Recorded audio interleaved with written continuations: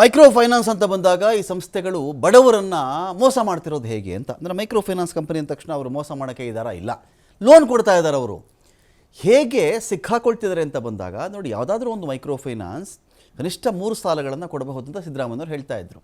3 ಸಾಲ ಓಕೆ ಅಪ್ಪ, 2 ಸಾಲ ಓಕೆ, 6 ಸಾಲ ಕೊಟ್ಟಿರೋ ಬಗ್ಗೆ ಕೂಡ ವರದಿ ಇದೆಯಲ್ಲ. ಒಂದೇ ಫ್ಯಾಮಿಲಿಗೆ ನೀವು 6 ಸಾಲ ಕೊಟ್ಟುಬಿಟ್ರೆ ಅವ್ನು ತೀರ್ಸೋದು ಹೇಗೆ? ಅಥವಾ ಆ ಹೆಣ್ಣು ಮಗಳು ಆ ಹೆಂಗಸೋ ತೀರ್ಸೋದು ಹೇಗೆ? ಕಿರು ಸಾಲ ಅಂತ ಬಡವ್ರಿಗೆ ಏನಾಗ್ತಿದೆ ನೋಡಿ, ಯಾವಾಗಲೂ ಹಾಗೇ. ಯಾಕೆ ಮೈಕ್ರೋ ಫೈನಾನ್ಸ್ ಇಷ್ಟು ಬೆಳೀತಪ್ಪ ಅಂತ ಹೇಳಿದ್ರೆ, ಸಾಂಪ್ರದಾಯಿಕ ಬ್ಯಾಂಕಿಂಗ್ ವ್ಯವಸ್ಥೆ ಇದೆಯಪ್ಪ ನಮ್ಮದು. ರಾಷ್ಟ್ರೀಕೃತ ಬ್ಯಾಂಕ್ಗಳು, ಖಾಸಗಿ ಬ್ಯಾಂಕ್ಗಳಂತ ಇದೆಯಪ್ಪ.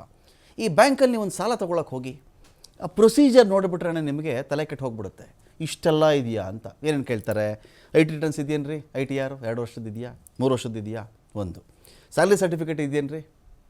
ಸ್ಯಾಲ್ರಿ ಸ್ಲಿಪ್ ಇದೆಯೇನು ರೀ ನಿಮ್ಮ ಬಳಿಯಲ್ಲಿ? ಆಯಿತು. 2 LOC ಅದಿದೆಯಾ ನಿಮ್ಮಲ್ಲಿ? ಕ್ಲಿಯರ್ ಆಗಿರ್ಬೇಕು ನಿಮ್ಮದೆಲ್ಲ. ಲೋನ್ಗಳು ಹಿಂದೆ ಎಲ್ಲ ಕ್ಲಿಯರ್ ಆಗಿರಬೇಕು. ನೋ ಅಬ್ಜೆಕ್ಷನ್ ಸರ್ಟಿಫಿಕೇಟ್ ಇರಬೇಕು. NOC ಅದಿದೆಯಾ ನಿಮ್ಮ ಬಳಿ? ಯಾವುದೋ ಹಿಂದೆ ಸಾಲ ತೊಗೊಂಡ್ಬಿಟ್ಟಿರ್ತೀರಾ, ಯಾವುದೋ ಒಂದು TV ತೊಗೊಂಡಿರ್ತೀರೋ, ಒಂದು ಫ್ರಿಡ್ಜ್ ತೊಗೊಂಡಿರ್ತೀರೋ, ಅದರದ್ದು NOC ಬೇಕು. ಆ NOC ಇದೆಯಾ ನಿಮ್ಮ ಬಳಿಲಿ ಅಂತ ಕೇಳ್ತಾರೆ. ಅದು ಕಷ್ಟ ಇವರಿಗೆ, ಜನಗಳಿಗೆ. ಆಮೇಲೆ ಏನು ಮಾಡಿಬಿಡ್ತಾರೆ, ಇನ್ನೊಂದು ಕಡೆ ನಿಮ್ಮ ಕಂಪನಿ ಸಾಲ ಕೊಡುವ ಸಂಸ್ಥೆಗಳ ಲಿಸ್ಟಲ್ಲಿ ನಿಮ್ಮ ಸಂಸ್ಥೆ ಇದೆಯಾ, ಅಥವಾ ಬ್ಲ್ಯಾಕ್ ಲಿಸ್ಟಲ್ಲಿ ನಿಮ್ಮ ಸಂಸ್ಥೆ ಇದೆಯಾ? ನೀನೆಲ್ಲ ಕೆಲಸ ಮಾಡ್ತಿದ್ದೀಯಪ್ಪ, ಈ ಸಂಸ್ಥೆಗೆಲ್ಲ ಸಾಲ ಕೊಡೋಕ್ಕೆ ಬರಲ್ಲ ರೀ. ಆಯಿತು, ಅಡಮಾನ ಸಾಲ ಅಂತ ಹೋಗ್ತೀರಿ. ಯಾವ ಖಾತೆ ರೀ ಇದು? ಯಾವ ಖಾತೆ? ಎಲ್ಲಿ ಕಟ್ಟಿದ್ದೀರಾ? ಕಂದಾಯ ಕಟ್ಟಿದ್ದೀರಾ? ಇದು A ಖಾತಾನ, ಇದು B ಖಾತಾನ? ಇದೊಂದು ಕೇಳ್ತಾರೆ. ಜೊತೆಗೆ ಮನೇಲಿ ಯಾರಾದ್ರು ದುಡಿತಾ ಇದ್ದೀರಿ? ಯಾರ ಹೆಸರಲ್ಲಿ ಮನೆ ಇದೆ? ಎಲ್ಲಿ ಎಲೆಕ್ಟ್ರಿಕ್ ಬಿಲ್ಲಲ್ಲಿ, ಗ್ಯಾಸ್ ಬಿಲ್ಲಲ್ಲಿ? ಇದನ್ನು ಲೋನ್ ಕಟ್ಟೋರು ಯಾರು? ಇಷ್ಟೆಲ್ಲ ವಿಚಾರಗಳು ಬಂದ ತಕ್ಷಣ ಏನಾಗ್ಬಿಡುತ್ತೆ, ಆ ಒಂದು ಪ್ರೊಸೀಜರ್ಗೆ ಇಷ್ಟು ದುಡ್ಡು ಕಟ್ಟಿರಿ, ವೆರಿಫಿಕೇಷನ್ ಬರಬೇಕು ಅಂದರೆ ನಿಮ್ಗೆ ಇಷ್ಟು ದುಡ್ಡು ಕಟ್ಟಬೇಕು. ಸ್ಟಾರ್ಟಿಂಗು 3,000 ಕಟ್ಟಿ, ಅದರಲ್ಲೊಬ್ಬರೊಂದು ನಮ್ಮದು ಲಾದು ವೆರಿಫಿಕೇಷನ್ ಇರುತ್ತೆ, ಇದರಲ್ಲಿ 2,000 ಕಟ್ಟಿ, ಏನೋ ಒಂದಷ್ಟು ಹೇಳ್ತಾರೆ. ನಿಮಗೆ ಲೋನ್ ಕೊಡಬೇಕು ಅಂದರೆ ಹೋಮ್ ಲೋನ್ ಬೇಕಾ, ಇಷ್ಟೆಲ್ಲ ಪ್ರೊಸೀಜರ್ ಇದೆ ಅಂತ. ಸೊ ಈಗೇನಾಗ್ಬಿಡುತ್ತೆ, ಜನ ಏನು ಮಾಡ್ತಾರೆ, ಬ್ಯಾಂಕ್ ಯಾವಾಗ ಆ ಥರದ ಬ್ಯಾಂಕ್ಗಳಿಗೆ ಅವ್ರು ಹೋಗೋದೇ ನಿಲ್ಲಿಸ್ಬಿಡ್ತಾರೆ. ಅವರು ಅಯ್ಯೋ ಇದೇನಪ್ಪ ಇಷ್ಟೆಲ್ಲ ಎಲ್ಲಿಂದ ತರೋಣ ನಾನು?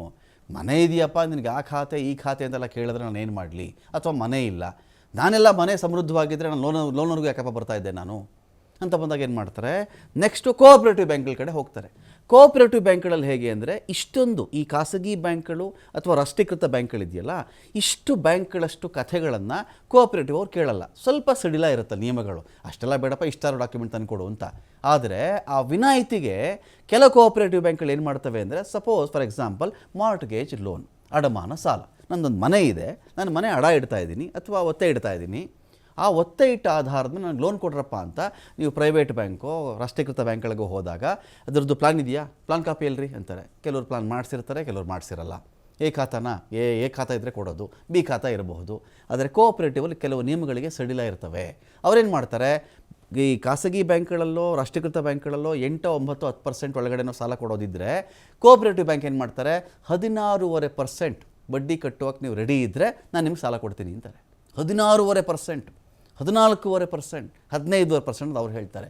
ಆಯ್ತು ಇಟ್ಕೊಳ್ಳಿ ಅಂತ ಕೊಟ್ಬಿಡ್ತಾರೆ. ಅವರು ಕಟ್ಟಬೇಕಾಗಿರೋದಷ್ಟು 16.5%. ಇದೊಂದು ಭಾಗ. ಲೋನ್ ಆ್ಯಪ್ಗಳು ಅಂತ ಇತ್ತು. ಲೋನ್ ಆ್ಯಪ್ಗಳಲ್ಲಿ ನೀನು ಸೆಲ್ಫಿ ಕಳಿಸು, ನಿಮ್ಮ ಮನೆಯವ್ರ ಫೋಟೋ ಕಳಿಸು, ನಿನ್ನ ಸೋಷಿಯಲ್ ಮೀಡಿಯಾ ಅಕೌಂಟ್ಗಳು ಕಳಿಸು, ನಿನಗೆ ಯಾರು ಗೊತ್ತಿದ್ದಾರೆ ಹೇಳು, ಇನ್ನೊಂದಷ್ಟು ಜನ ನಂಬರ್ ಕೊಡು. ಇದೆಲ್ಲ ಮಾಡಿ ಆ ಲೋನ್ ಆ್ಯಪ್ಗಳಲ್ಲೂ ಕೂಡ ಸಾಲ ಪಡ್ಕೊಳ್ತಾ ಇದ್ರು. ಅದು ಅಷ್ಟೇ, ಇನ್ಸ್ಟೆಂಟಾಗಿ 5,000 ಬೇಕಾ, 25,000 ಬೇಕಾ, 50,000 ಬೇಕಾ, 1 ಲಕ್ಷ ಬೇಕಾ, ತಗೋ, ನಿನ್ನ ಆಧಾರ್ ಕಾರ್ಡು, ನಿನ್ನ ಪ್ರೂಫು, ನೀನು ಎಲ್ಲಿ ವಾಸ ಮಾಡ್ತೀಯ ಹೇಳು, ಫಿನಿಶ್. ಅದನ್ನು ಕೊಟ್ಟಾಗ ಲೋನ್ ಆ್ಯಪಲ್ಲಿ ಸಾಲ ಕೊಡ್ತಾಯಿದ್ರು. ಯಾವಾಗ ಸಾಲ ಕಟ್ಟಲಿಲ್ವೋ ಅವನದ್ದೇ ಚಿತ್ರ ಇಟ್ಕೊಂಡು, ಅವನ ಮನೆಯವರ ಚಿತ್ರ ಇಟ್ಕೊಂಡು, ಅವನ ಮನೆ ಹೆಣ್ಣು ಮಕ್ಕಳ ಚಿತ್ರ ಇಟ್ಕೊಂಡು ಆ ಚಿತ್ರವನ್ನೆಲ್ಲ ಬೆತ್ತಲೆ ಮಾಡೋದು. ಆ ಬೆತ್ತಲೆ ಮಾಡಿ ಈ ಮನುಷ್ಯ ಯಾವ ಸೋಷಿಯಲ್ ಮೀಡಿಯಾ ಅಕೌಂಟನ್ನು ಬಳಸ್ತಾನೋ ಆ ಸೋಷಿಯಲ್ ಮೀಡಿಯಾ ಅಕೌಂಟ್ ಥ್ರೂ ಇವನ ಫ್ರೆಂಡ್ ಲಿಸ್ಟಲ್ಲಿ ಯಾರ್ಯಾರು ಇರ್ತಾರೋ ಎಲ್ರಿಗೂ ಈ ಫೋಟೋ ಕಳಿಸೋದು. ನಾನು ಸಾಲ ಕಟ್ಟಿಲ್ಲ, ಹಿಂಗೆ ಮಾಡಿದ್ದಾನೆ ನೋಡಿ, ಇಂತಿಂಥ ಬೆತ್ತಲೆ ಚಿತ್ರ ಇದೆ ನೋಡಿ ಅಂತ ಕಳಿಸ್ಬಿಡೋದು. ಅವನಿಗೆ ಕೊಡಬಾರ್ದು ಹಿಂಸೆ ಕೊಟ್ಟು ಒಂದಾ ಲೋನ್ ಕಟ್ಟಬೇಕು, ಇಲ್ಲ ಆ ಲೋನ್ ಕಟ್ಟೋಕ್ಕಾಗದೆ ನೇಣು ಕುಡಿಕೆಗೆ ಕೊರಳನ್ನು ಒಡ್ಡಬೇಕು. ಈ ಥರ ಮಾಡಾಯಿತು.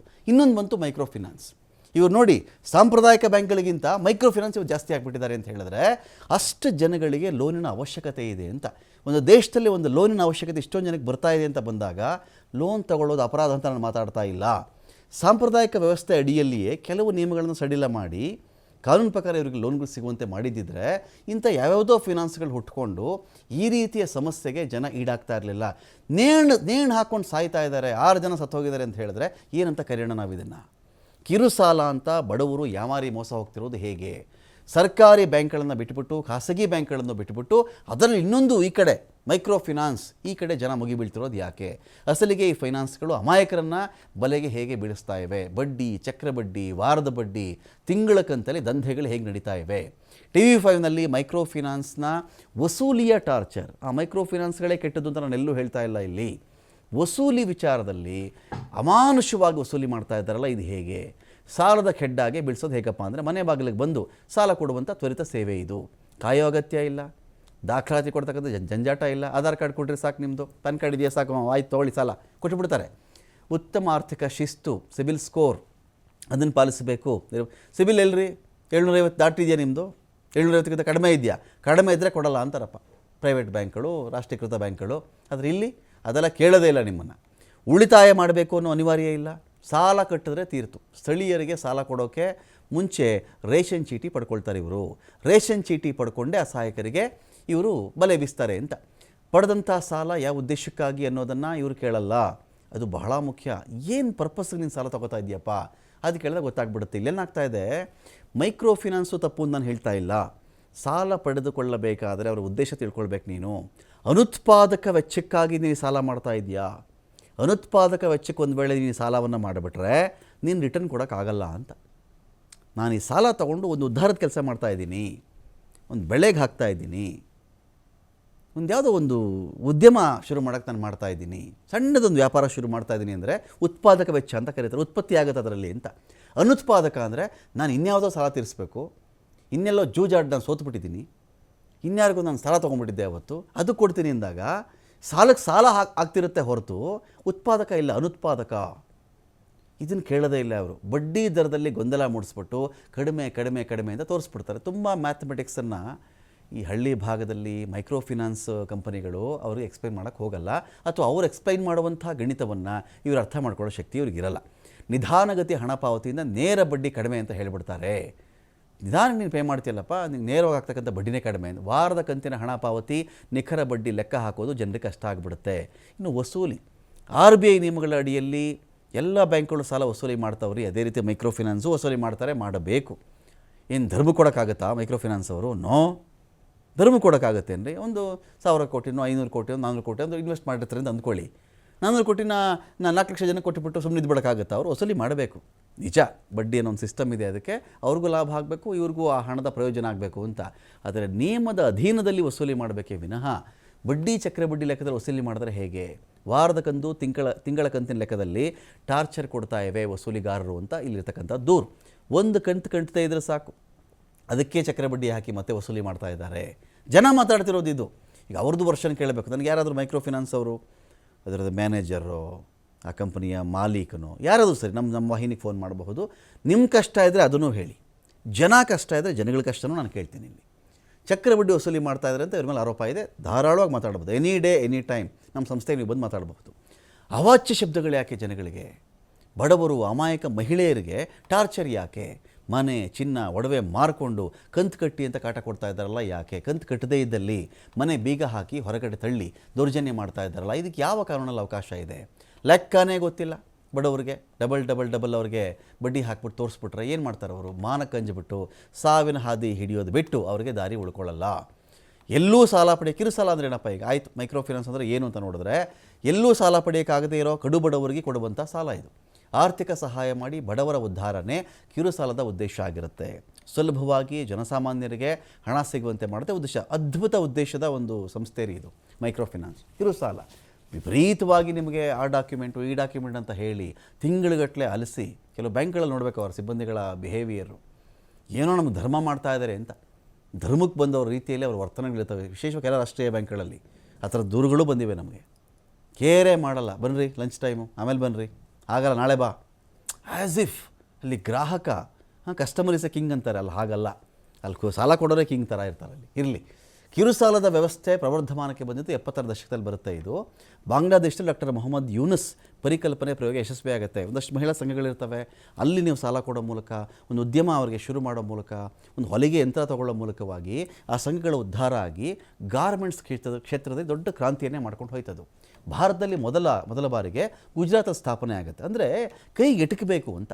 ವಿಪರೀತ ಕಟ್ಟಳೆಗಳು ನಿಯಮಗಳನ್ನು ಹಾಕೋ ಬದಲು ಸಾಲ ಬೇಕಾ ತೊಗೊಳಪ್ಪ ಅಂತ ಕೊಡುವಂಥ ಒಂದು ವಿಚಾರ ಇದು.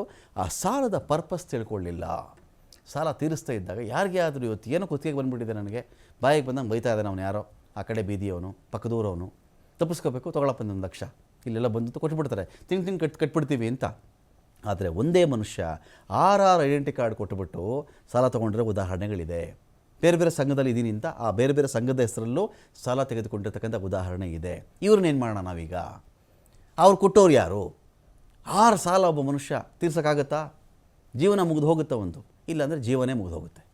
ಈ ಥರದ ಕಥೆಗಳಲ್ಲಿ ಜನ ಸಿಕ್ಕಾಕೊಂಡು ಇದೀಗ ಒದ್ದಾಡ್ತಾ ಇದ್ದಾರೆ.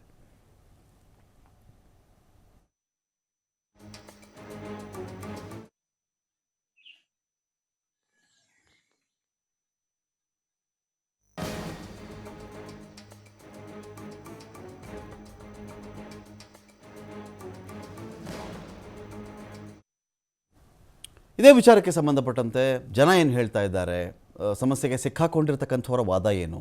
ಮೈಕ್ರೋ ಫಿನಾನ್ಸ್ ಅವ್ರು ಬೇಕಾದರೂ ಕಾಲ್ ಮಾಡಬಹುದು ನಮಗೆ. ಯಾರನ್ನ ಸಾಲ ವಸೂಲಿಗಾರರಿದ್ದರೂ ಕಾಲ್ ಮಾಡಬಹುದು.